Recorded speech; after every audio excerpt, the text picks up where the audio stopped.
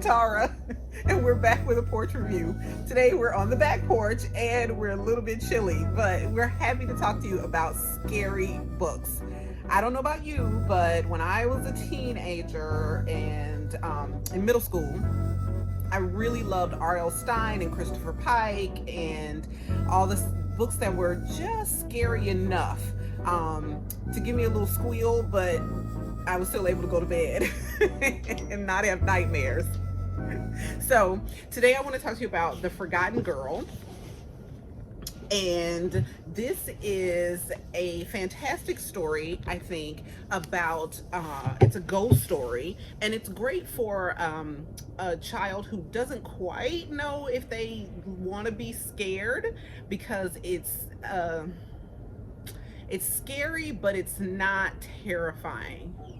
So I hope that helps you. But anyway, it's about a young girl who her and her friends stumble upon a graveyard, and it is the grave of a girl that is the same age as they are. So of course they're intrigued. And so what they find out is that it used to be an African American cemetery, and the cemetery was just kind of abandoned, and the souls there are left, which is the premise of the story. And so she does a project to find the story of the cemetery, and that's all I'm going to say, because that's really important to what happens in the book, and I don't want to give you any spoilers. But at any rate, the little girl who's buried there has some unfinished business. So yeah, a little bit scary, not terrifying, and a great friendship between a young boy and a young girl. So I loved it. Plus Very good. an opening to research slave cemeteries. Absolutely. Absolutely. A little bit of history in there as well to engage your reader. Okay, thanks. I did not read scary stories as a young person. So one of the things I'm talking about today is teddy bear books. And I read books more like this, with Paddington. The scary stuff there, he was left in a train station, but everything works out just fine. That's pretty scary, though. Yeah, I don't want to be left in a train station. It's not like R.L. Stine. Yeah, it's not a ghost story.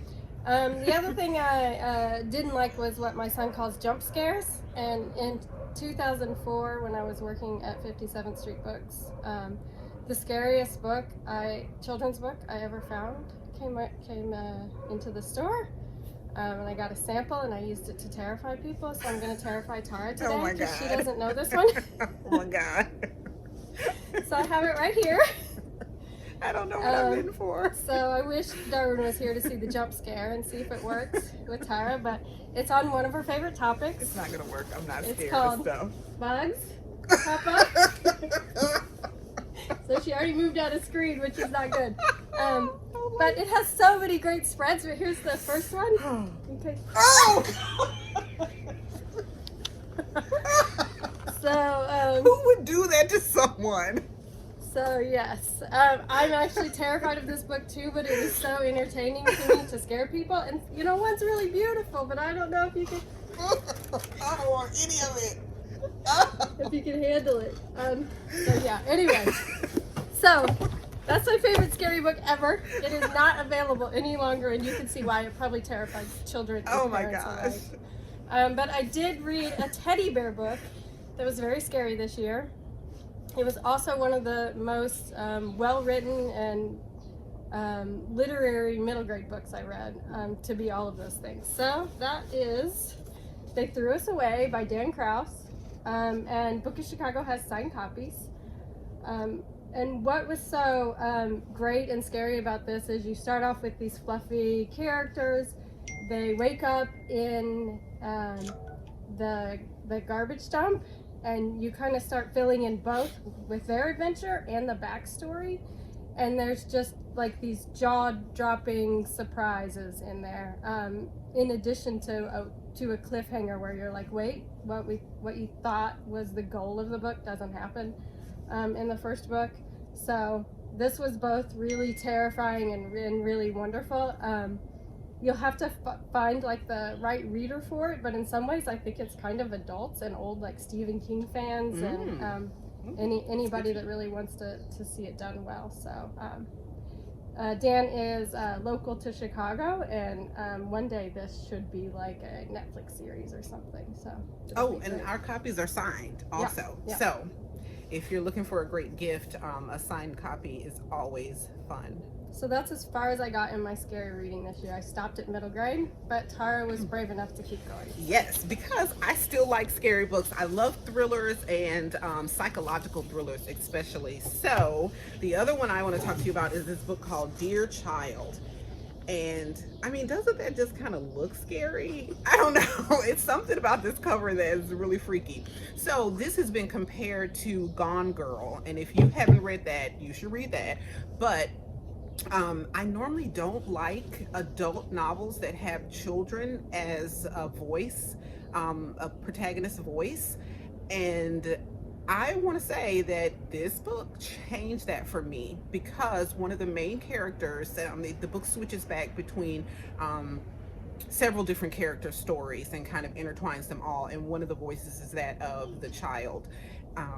And it is so authentic and frightening hearing this child's thoughts in relationship to this terrible incident, that it was just, I stayed up till 3 o'clock in the morning finishing this book because I had to know where it was going to go.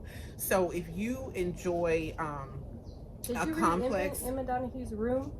No. Okay, I wondered if that was a comp for But that, so. it might be. I think it was, as a matter of fact. So yeah, intricate, complex, characters that you can't trust, and so just a little bit of it, very little.